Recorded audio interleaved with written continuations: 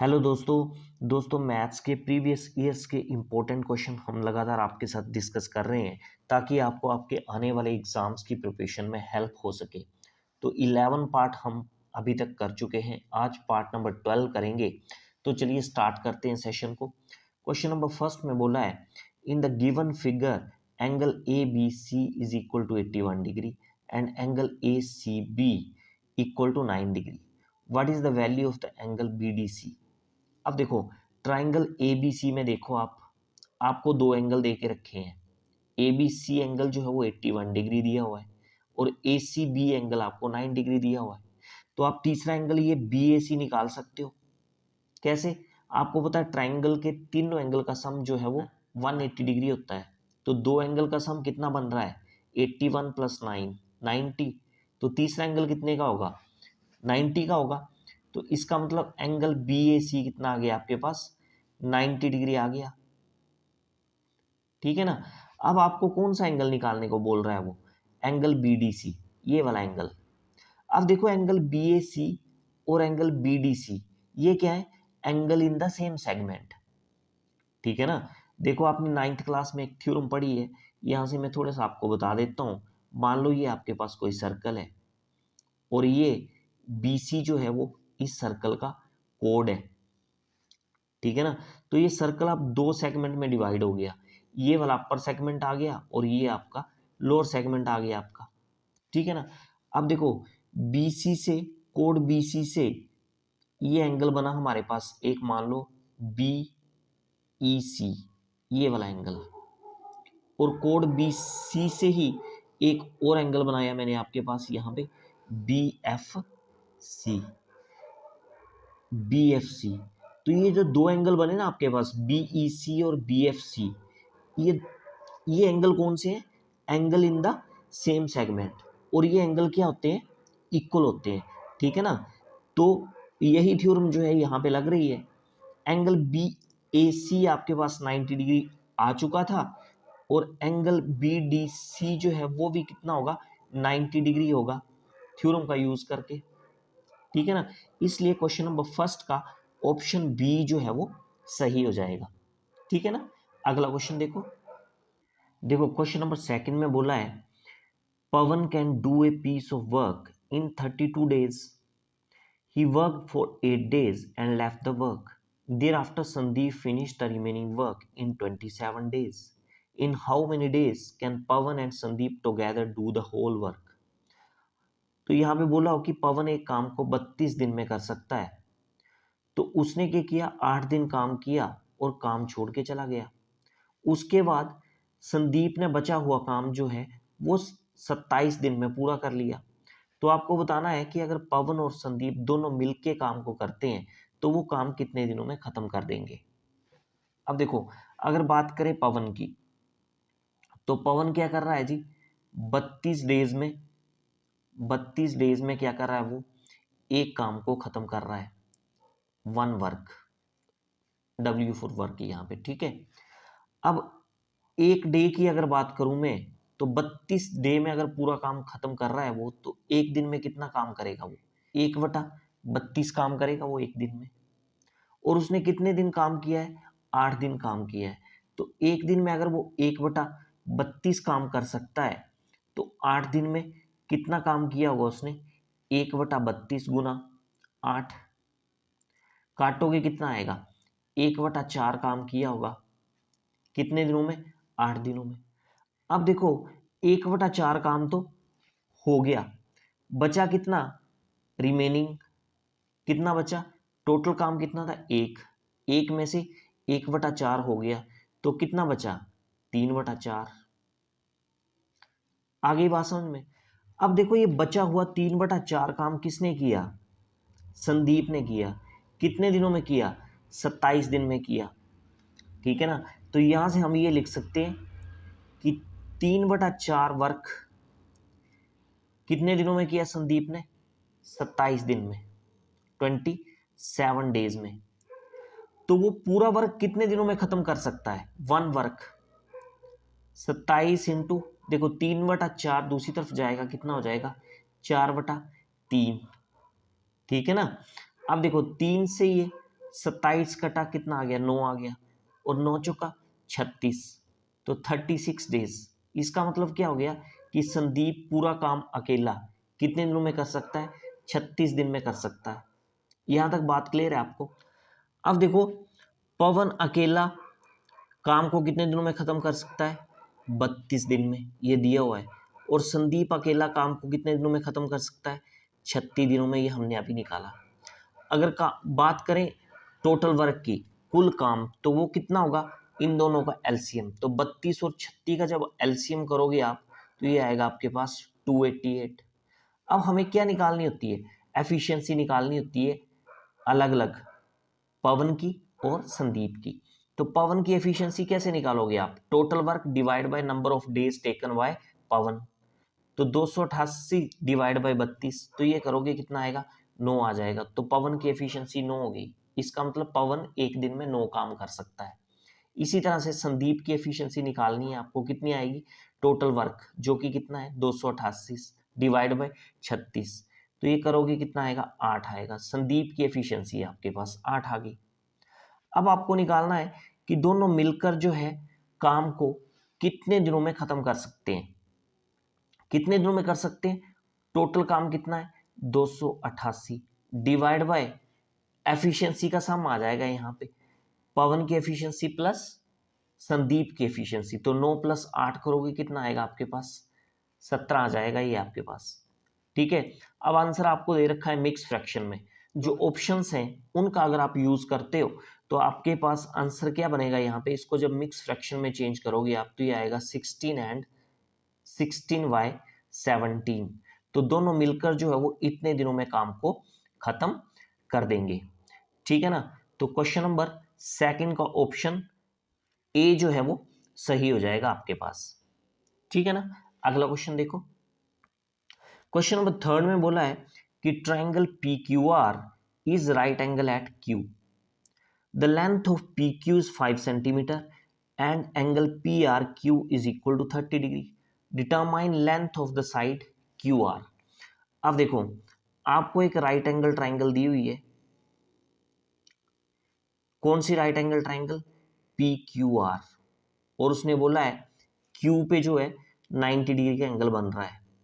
ठीक है, तो क्यू पे 90 डिग्री का एंगल यहाँ पे बना दिया हमने, और एंगल पी आर क्यू यानी ये वाला एंगल आपको कितने डिग्री का दे रखा है उसने, 30 डिग्री का दे के रखा हुआ है।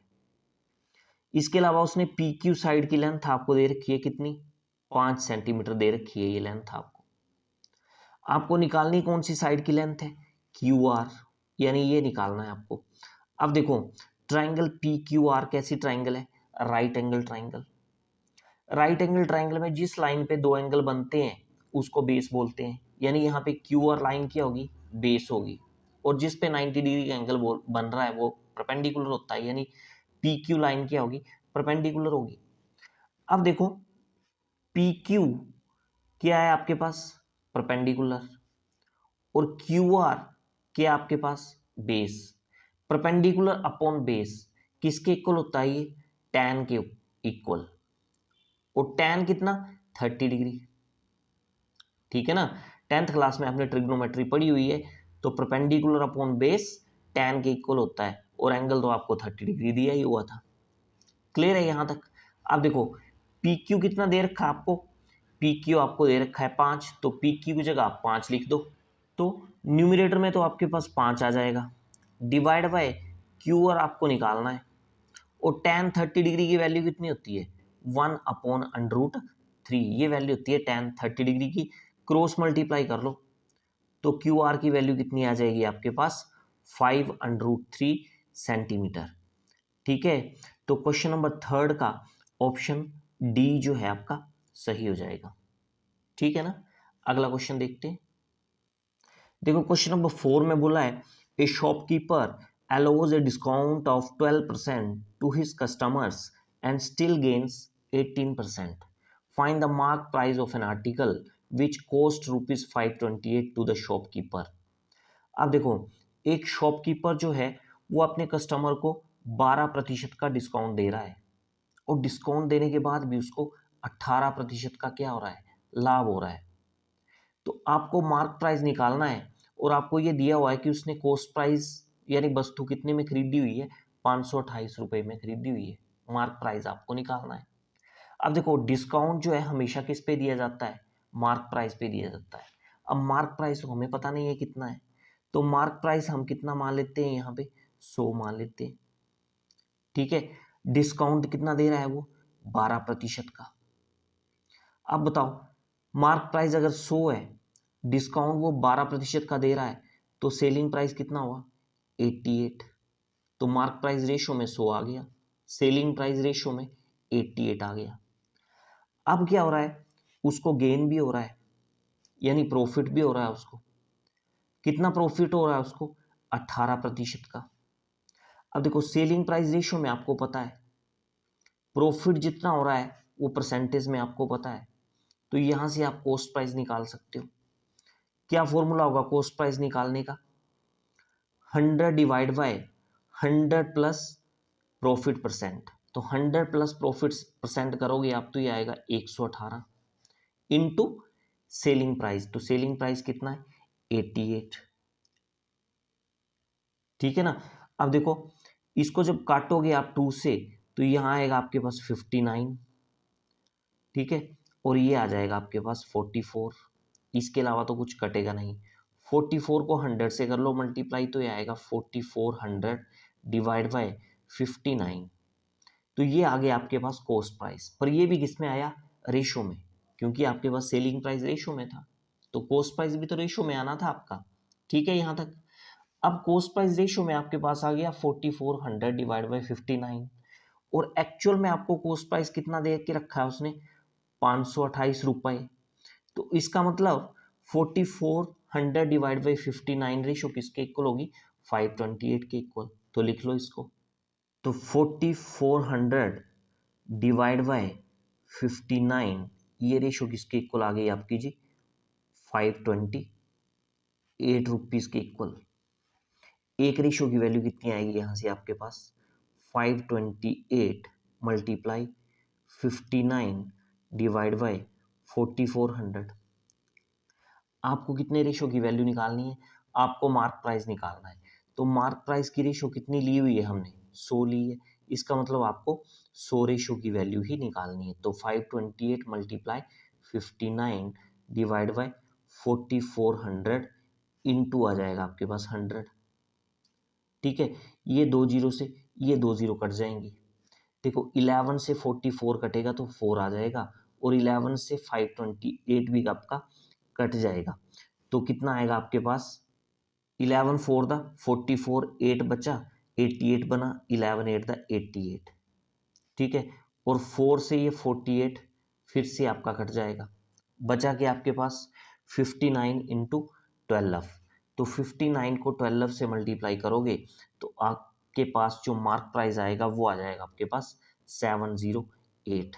तो 708 रुपये आपका क्या आ जाएगा, मार्क प्राइस आ जाएगा। तो क्वेश्चन नंबर 4 का ऑप्शन बी जो है यहाँ से सही हो जाएगा। ठीक है ना। अगला क्वेश्चन देखो।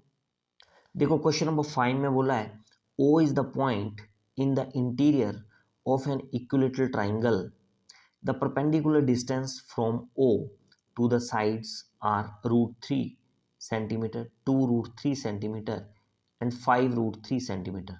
The perimeter of the triangle is. देखो पहले तो हम डायग्राम बना लेते हैं। तो डायग्राम हमने बना ली है यहाँ से।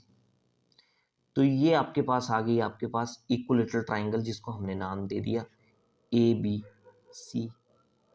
उसने बोला है इस इक्विलेटरल ट्राइंगल के इंटीरियर में एक पॉइंट है, और वो पॉइंट कौन सा है, O। और बोलते O से जो है हर एक साइड से क्या गिरा रहे हैं, परपेंडिकुलर गिरा रहे हैं। तो देखो O से मैंने एक परपेंडिकुलर गिराया किस पे, AB लाइन पे, इसको नाम दे दिया मैंने OP। इसी तरह से O से मैंने एक परपेंडिकुलर गिराया किस लाइन के ऊपर, BC लाइन के ऊपर, इसको नाम दे दिया मैंने OQ। और इसी तरह से O से एक और परपेंडिकुलर गिराया लाइन AC के ऊपर, इसको नाम दे दिया OR। ठीक है ना। ये एंगल सारे ये 90 डिग्री का होगा, ये 90 डिग्री का होगा, सिमिलरली यहाँ से ये 90 डिग्री का होगा। अब आपको पता है ए बी सी क्या है, एक इक्विलेटरल ट्राइंगल है। तो इक्विलेटरल ट्राइंगल की हर एक साइड क्या होती है, इक्वल होती है। तो ये ए बी साइड मैंने ए मान ली, तो बी सी भी ए ही होगी और ए सी भी ए ही होगी। क्लियर है यहां तक आपको?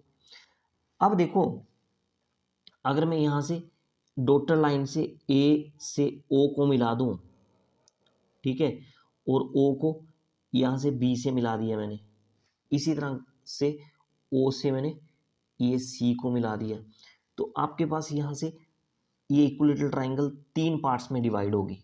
तीन पार्ट कौन कौन से? एक ट्राइंगल बन गई आपकी ए बी ओ, एक ट्राइंगल बन गई आपके पास बी सी ओ, और एक ए सी ओ। तो ये इक्विलेटरल ट्राइंगल आपके पास तीन पार्ट्स में डिवाइड होगी, ठीक है ना। अब आपको पता है इक्विलेटरल ट्राइंगल का एरिया निकालने का फॉर्मूला क्या होता है? तो ये होता है √3/4 इंटू साइड का स्क्वायर। और साइड क्या लिए हमने? साइड तो ए लिए हमने, तो ए का स्क्वायर आ जाएगा। ये होता है फॉर्मूला किसका? इक्विलेटरल ट्राइंगल का एरिया निकालने का। अब देखो, ये एरिया जो है इक्विलेटरल ट्राइंगल का, ये किसके इक्वल होगा? ये इन तीनों ट्राइंगल के एरिया के सम के इक्वल होगा। तीन ट्राइंगल कौन कौन सी है मैंने बताया आपको, A B O, B O सी और ए सी ओ। अगर हम ट्राइंगल ए बी ओ का एरिया निकालेंगे तो क्या होगा? ओपी क्या है यहाँ पे? परपेंडिकुलर है। और ए बी लाइन क्या है? बेस है, क्योंकि परपेंडिकुलर जिस लाइन पे गिरता है उस लाइन को बेस बोलते हैं। तो अगर मेरे को ट्राइंगल ए बी ओ का एरिया निकालना हो तो कितना होगा? 1/2 बेस इंटू हाइट। बेस क्या है आपके पास? ए, और हाइट क्या है आपके पास? ओपी, ठीक है ना। और परपेंडिकुलर हाइट आपको ये दे के रखी है √3, तो ओपी हम क्या ले लेंगे यहाँ पे? √3 ले लेंगे। तो ट्राइंगल ए बी ओ का एरिया कितना आएगा? 1/2 बेस, बेस कौन सी लाइन है? ए बी, ए बी कितना है? ए, इंटू परपेंडिकुलर, परपेंडिकुलर कितना है? √3। ये क्वेश्चन में दे के रखा है, प्लस। अब देखो, अगली ट्राइंगल का एरिया निकालो। अगली ट्राइंगल कौन सी है? बी ओ सी। तो बी ओ सी का जब आप एरिया निकालोगे तो वो भी कितना आएगा? 1/2 बेस इंटू हाइट। तो बेस तो आपका कौन सी लाइन है? B C. हाइट यानी परपेंडिकुलर हाइट आपकी ओ क्यू। ओ क्यू क्या दिया हो आपको? परपेंडिकुलर डिस्टेंस देखो, 1/√3 ले लिया हमने। अगला क्या दिया है? 2/√3। तो यहाँ पे ओ क्यू कितना लोगे आप? 2/√3। तो ट्राइंगल बी ओ सी का एरिया या बी सी ओ का एरिया कितना निकल के आएगा आपके पास? यहाँ से 1/2 बेस, फिर से ए आएगा, इंटू परपेंडिकुलर, परपेंडिकुलर कितना है? 2/√3, प्लस। इसी तरह से एक लास्ट ट्राइंगल आपके पास बची ए सी ओ। इसका एरिया भी क्या आ जाएगा आपके पास? 1/2 बेस इंटू हाइट। बेस तो आपका ए ही रहेगा, और परपेंडिकुलर डिस्टेंस यानी हाइट आपकी कितनी है? 5/√3। ये आपको क्वेश्चन में दी हुई है, ठीक है ना। तो ट्राइंगल ए सी ओ का एरिया आपके पास यहाँ से आ जाएगा 1/2 बेस, ए आ गया, इंटू 5/√3 आ जाएगा यहाँ से आपके पास। क्लियर है यहाँ तक आपको? अब देखो, लेफ्ट साइड में तो आपका सेम ही रहेगा। लेफ्ट साइड में तो वही रहेगा आपका √3/4 इंटू ए स्केयर। राइट साइड में देखो आप, कॉमन आ रहा है आपके पास, क्या कॉमन आ रहा है आपके पास? ये 1/2 ए, ठीक है, 1/2 ए, ये तीनों टर्म्स में है आपका, तो ये कॉमन आ जाएगा आपके पास। 1/2 इंटू ए बोल लो या a/2 बोल लो, एक ही बात है। ये कॉमन आ गया, अंदर क्या बचा? ये √3 आपका पहली टर्म से बचा, प्लस अगली टर्म से आपके पास 2/3 बचा, प्लस अगली टर्म से आपके पास ये 5/3 बचा है। ब्रैकेट क्लोज कर लो। अब देखो, 2 से ये वाला 4 कटेगा, तो यहाँ 2 आ गया। ए से ये एक एक कट जाएगा यहाँ से लेफ्ट साइड का, तो कुल मिला के आपके पास लेफ्ट साइड में क्या बचा? √3, एक ए बचा, डिवाइड बाय 2। तो लेफ्ट साइड में आपके पास √3 इंटू ए अपॉन 2 बचा, इक्वल टू राइट साइड में आपके पास क्या बच रहा है? देखो, ये तो कैंसिल हो चुका है। √3, 2/√3 और 5/√3, इनको प्लस जब आप करोगे तो कितना आएगा, 5 2 7 और 1 8, 8 √3 आ जाएगा आपके पास राइट साइड में। अब ये √3 से √3 भी कैंसिल हो जाएगा, तो बचा क्या आपके पास, a/2 equal to 8। Cross multiply करोगे तो a की वैल्यू आ जाएगी आपके पास 8 टू द 16। तो ये तो आ गई आपके पास साइड, किसकी साइड आ गई आपके पास, इक्विलेटरल ट्राइंगल की। आपको निकालना क्या है, पेरीमीटर निकालना है। तो पेरीमीटर क्या होगा, तीनों साइडों का सम होगा। अब हर एक साइड 16 है, तो तीनों साइडों का सम कितना बनेगा, 16 इंटू 3 48। तो इसका मतलब पेरीमीटर कितना आ जाएगा आपके पास 48। क्वेश्चन नंबर 5 का ऑप्शन ए जो है वो सही हो जाएगा। ठीक है ना। तो ये थे आज के क्वेश्चंस जो हमने आपके साथ डिस्कस किए। अगर वीडियो आपको अच्छा लगा तो इसको ज़्यादा से ज़्यादा शेयर करें, वीडियो को लाइक करें और चैनल को सब्सक्राइब भी कर लें। तो आज के लिए फ़िलहाल इतना ही। Thanks for watching.